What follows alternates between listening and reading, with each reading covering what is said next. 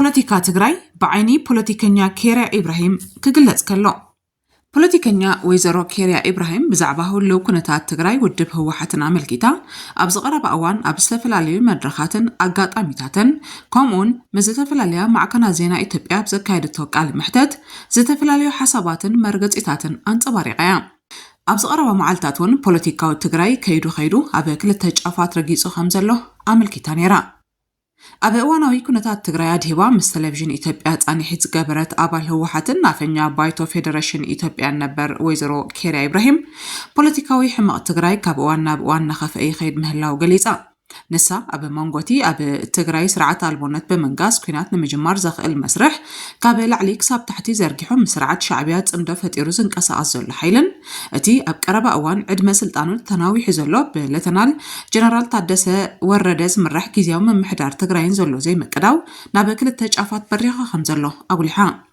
ኣብዚ ሕጂ እዋን ኣሰላልፋ ጀነራል ታደሰ ወረደ ዝተፈለየ ኮይኑ ምህላው ካብቲ ዝሃቦ መግለጺ ምርዳእ ይከኣል እዩ ዝበለት ወይዘሮ ኬርያ እዚ ድማ ናይቲ ጊዜያዊ መንግስቲ መዋቕር ክሳብ ታሕቲ ኣዋፊሩ ሕቶ ህዝቢ ክምልስን ኣብ ጎድኒ መንግስቲ ፌደራል ኮይኑ ክሰርሕን ትጽቢት ከም ዝግበር አመልኪታ ወይዘሮ ኬርያ ነዚ ብክልቲኡ ወገን ዘሎ ኣፈላላይ ሚዛን ክትሕዞ ዘኽእል ህዝቢ ከም ዝኾነ ኣትገልጽ ገለ ነቐፍቲ ግን እቲ ኣብ ዝተፈላለያ ማዕከናት ዜና ኢትዮጵያ ናወፀት እትህቦ ዘላ ሓሳባትን ርእይቶታትን ካብ ባዕላ ዝምንጩ ከም ዘይኮነዮም ዝምክቱ ኣብዚ ሕጂ እዋን ብወገን ህወሓት ዝለዓል ዘሎ ናብቲ ቅድሚ ኩናት ዝነበረ መንግስቲ ንመለስ ዝብል ሓሳብ ከም ዘይተቐበሎ ትገልጽ ኬርያ ናይ ህወሓት ናይ ስልጣን ጻምእ ኣብ ትግራይ ጥራይ ዘብቅዕ ዘይኮነ ናብ 4 ኪሎን ዘቕንዕ ምዃኑ ተብርህ መንእሰይ ትግራይ እቲ ሓቂ ክበርሃሉ ጀሚሩሎ ዝበለት ወይዘሮ ኬርያ መንእሰያት ህወሓት ንረብሓ ህዝቢ ከም ዘይተጨነቕን ዕላማ ናይታ ውድብ ስልጣን ጥራይ ምዃኑን ብምግንዛብ ካብ ኩናት ንምህዳም ናብ ስደት የምርሑ ከም ዘሎ ገሊጻ ከም ኣብነት ድማ ጋዜጠኛታት ነጋዶም ፖለቲከኛታትን ነታ ክልል ገዲፎም ካብታ ውድብ ይርሕቑ ምህላዎም ጠቒሳ እቶም ነዚ ዘይተረድኦም ኣባላት ሰራዊት እንትኾኑን ምስ ግዜ ነቲ ኩነታት ተረዲኦም ክወፁ ከም ዝኽእሉ እምነት ከም ዘለዋ ሓቢራ ህዝቢ ብሓፈሻ እቲ መንእሰይ ድማ ብፍላይ ነታ ውድብ ራሕሪሕዋ ይወፅእ በምህላው ህወሓት ክትፈርስ ትቃረብ ከም ዘላን እቲ ኩናት እውን በይና ከተካይዶ ዘሎ ተኽእሎ ዝለዓለ ምዃኑን ኣረዲኣ ኣፈ ጉባኤ ቤት ምኽሪ ፌደሬሽን ነበር ኬርያ ኢብራሂም ኣብ ወርሒ ለካቲት ኣብ ክልል ትግራይ ብሰንኪ ስእነት ናጽነት ህዝቢ ንኩናት ይለዓዓልን ገንዘብ ከውፊን ይግደድ ከም ዘሎን ምስ ጋዜጣ አዲስ ዘመን ኣብ ዘካየደቶ ቃለ መሕተት ገሊጻ ነይራ ኣብቲ ቃለ መሕተት ነበርቲ ትግራይ ዳግማይ ኣብቲ ኩናት ክሳተፉ ንምግዳድ ይስራሕ ከም ዘሎን ብሰንኪ ስርዓት ኣልቦነት ኣብ ሽግር ከም ዘለውን ኣብሪሃ ንሳ ጊዜያዊ ምምሕዳር ክልል ትግራይ ብመሰረት ሕጊ ክመርሕ ከም ዘይክእል ብጉጅለ ፖለቲካ ህወሓት ይንገር ምህላው ትገልጽ ልዕሊ ይኹሉ ድማ ትግራይ ሻዕብያ ከም ድላይ ዝገብራ ክልል ኮይና በምህላዋ ኣብታ ክልል ኣዋጅ ህጹጽ እዋን በመእዋጅ ሰላም ናብ ንቦር ንምምላስ ክስራሕ ከም ዘለዎ ኣስሚራ ጉጅለ ጸረ ምንቅስቓስ ሰላም ካብ ኩናት ወጻኢ ካልእ ኣማራጺ ከም ዘይብሉ በተደጋጋሚ ክትገልጽ እትስማዕ ኬርያ ኩሉ ትግራዋይ ንሰላም ቀዳምነት ክህብን ህወሓት ክቃወምን ጸዊዓ ህዝቢ ትግራይ ብሰንኪ ህወሓት ኣብ ሕሰም ክነብር ተቐሲቡ ከም ዘሎ ዝገለጸት ኬርያ ትግራዋይነት ብህወሓት ዝወሃብን ዝኽላእን ጉዳይ ኮይኑላ ክትብል ከሲሳ ንጽምዶ ዝቃወምን ሰላም ይሕሸና ዝብልን ትግራዋይ ከም ትግራዋይ ከም ዘይርአን ስጉምቲ ከም ዝውሰደሉን ኣቃሊዓ ንሳብ ተወሳኺ ከም መራሒ ካብ ስልጣን ክትወርድ ከቢድ ካብ ታሕቲ ክዲብ ከለኻ ድማ ቀሊሊ ከምዚ ስለ ዝኾነ እዩ ድማ ኣመራርሓ ጉጅለ ህወሓት ካብ ስልጣኖም ክወርዱ ከቢድዎም ዘሎ ትብል ኣብ ክልል ትግራይ መሰረታዊ ለውጢ ክመጽእ ዝኽእል ህወሓት ምስ ትእለ ጥራይ ምዃኑ ዝገለጸት ኮይና ሃልዋት ህዝቢ ትግራይ ንምርግጋጽ ምስ መንግስቲ ፌደራል ኢድኒ ተተሓሒዝና ክንሰርሕ ይግባእ ኢላ ኣብ እዋን ለውጢ ካብ ስልጣኖም ዝተኣለዩ መራሕቲ ጉጅለ ህወሓት ክሳብ ሕጂ ኣነ ዘይቆጻጸሮን ንዓይ ዘይእዘዘንን መሪሕነት ክህልዮ የብሉን ዝብል ሓሳስባ ሒዞም ይቕጽሉ ከም ዘለው ኣመልኪታ ደረት ኣልቦ ጽምኢ ስልጣኖም ንምርዋይ ክብሉ ናብ ኣዲስ ኣበባ ክምለሱ ድሌት ከም ዘለዎምን ኣብሪሃያ እቲ ኣብዚ ሕጂ እዋን ኣብ ትግራይ ዝረአ ዘሎ ቅልውላው ድማ ዘይሕጋዊ ጉጅለ ህወሓት ምስቲ አንጻር ኢትዮጵያ ዝንቀሳቐስ ዘሎ ሻዕብያ ጽምዶ በመፍጣር ነቲ ዝተበጽሐ ስምምዕ ፕሪቶሪያ በመጥሓስ ዝፈጠሮ ምዃኑ ሓቢራ ወይዘሮ ኬርያ ቅድሚ ሕጂ ብጌጋ ቀመር ህወሓት ህዝቢ ትግራይ አንጻር ናይ ለውጢ መንግስቲ ክለዓል በመግባር ከቢድ ዋጋ ክኸፍል ከም ዝተገበረን ካብ ሕሉፍ ጌጋታት ዘይመሃር ጉጅለ ህወሓት ሕጂውን ምስ ሻዕብያ ርክብ በመግባር ናብ ካልእ ኣዕናዊ ኩናት ንምእታዊ ሸባሸብ ከም ዘሎን ጠቒሳ ድሌት ስርዓት ሻዕብያ ዝተዳኸመትን ዝተበታተነትን ኢትዮጵያ ምርኣይ ምዃኑ ትገልጽ ወይዘሮ ኬርያ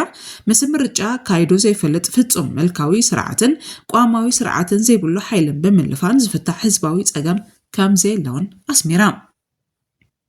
ስለዚ ድማ መንእሰይ ትግራይ ምስ ገበነኛ ጉጅለ ህወሓትን ጸላእቲ ኢትዮጵያን ተሰሊፉ ንኩናት ከይዳሉን ዘየድሊ መስዋዕቲ ከይከፈለን ብምጽዋዕ ምስ ፌደራል መንግስቲ ተሳንዩ ክሰርሕ ኣተሓሳሲባ ዕጡቕ ይኹን ዘይዓጠቐ መንእሰይ ትግራይ ነቲ ዝቐርብ ዘሎ ኣዕናዊ ኩናት ብምቋም ንሰላም ኢዱ ክዝርግሕ ዝተላባወተ ወይዘሮ ኬርያ ኣብቲ ዞባ ዘሎ ስግኣት ኩናት ከድሕን ዝኽእል ንኩናትን ህልቂትን ነፂካ ብሓባር ደው ብምባል ጥራይ ምዃኑ ኣመልኪታ ህወሓት ሕጂውን ንኻልእ ዙር ኩናት ይዳሎ ከም ዘሎ ዝጠቐሰት ኮይና እዚ ጥፍኣት እዚ ንኩናት ብምቋምን ብሰላማዊ መንገዲ ብምቅላስን ጥራይ ደው ምባል ከም ዝከኣልን ኣስሚራ ኣስዒባ ድማ ናይ ትግራይ መሬት ናይ ኢትዮጵያ ኣካሊ ህወሓት ሕጊ እናጣሓሰ ክነብርን ተመሊሱ ስልጣን ክሕዝን ስለዘይክእል ፌደራል መንግስቲ ሕጊ ክኽበር ክሰርሕ ከም ዘለዎ ገሊፃ መስርሕ ምትእኽኻብ ኣጀንዳ ክልል ትግራይ ኣብ ኣዲስ ኣበባ መኪያዱ ትክክለኛ ውሳኔ ምዃኑ ከም እተኣምን ዝሓበረት ኬርያ ኢብራሂም ቀንዲ ዕላማ ኮሚሽን ሃገራዊ ምክክር ኣብ መላእ ሃገር ዘለው ኩሎም ዓይነታት ሕቶታትን ፀገማትን ካብ በኩናትን ብሓይልን ብሰላማዊ መንገዲ ብዘተ ንኽምለሱ ምግባር ኢላ ይኹን እምበር ዋላ እኳ መስርሕ ምምኽኻር ምትእኽኻብ ኣጀንዳ ብክልል ትግራይ ንምክያድ ዝተፈላለዩ ጻዕርታትን ተተገብረ ብሰንኪቲ ኣብቲ ክልል ዘሎ ብሓይሊ ጥራሕ ዝኣምን ዘይሕጋዊ ጉጅለ ኣብ ትግራይ ክካየድ ከም ዘይተኻእለ ኣዘኻኺራ በዚ ምኽንያት ድማ እቲ ኮሚሽን መስርሕ ምክክር እቲ ክልል ኣብ ኣዲስ ኣበባ ክካየድ ምግባሩ ትክክለኛ ውሳነ ኢላ ትግራይ ኣካል ኢትዮጵያ ኣዲስ ኣበባውን ኢትዮጵያ ዝበለተ ኬርያ ኣብ ትግራይ ምቹእ ኩነታት ክሳብ ዝፍጠር ኣብ ኣዲስ ኣበባ ንምክያድ ዝተገብረ ውሳነ ግቡእ ከም ዝኾነ ኣመልኪታላ ኣፈኛ ባይቶ ፌደሬሽን ከም ዝነበረትን ሕጂ ኣብ ኣዲስ ኣበባ ኮይና ወግሕ ፀብሐ ኣብ ዝተፈላለዩ ማዕከናት ዜናን እናወፀት ኣፈኛ ስርዓት ብልጽግና ኮይና ከም ዘላን ዝንገረላ ኬርያ ገለገለ ክኢላታት ፖለቲካን ርእይቶ ወሃብትን ብዙሕ ግዜ ናብ ሚድያ መውፃኣ ስልጣን ክወሃባ ስለ ዝደለየትያ ክብሉ ይስምዑ ድሕሪ ካብ ማእሰርቲ መውፃኣ ብማእከላይ ኮሚቴ ህወሓት ተገምጊማ ካብ ስልጣና ዝተኣለይት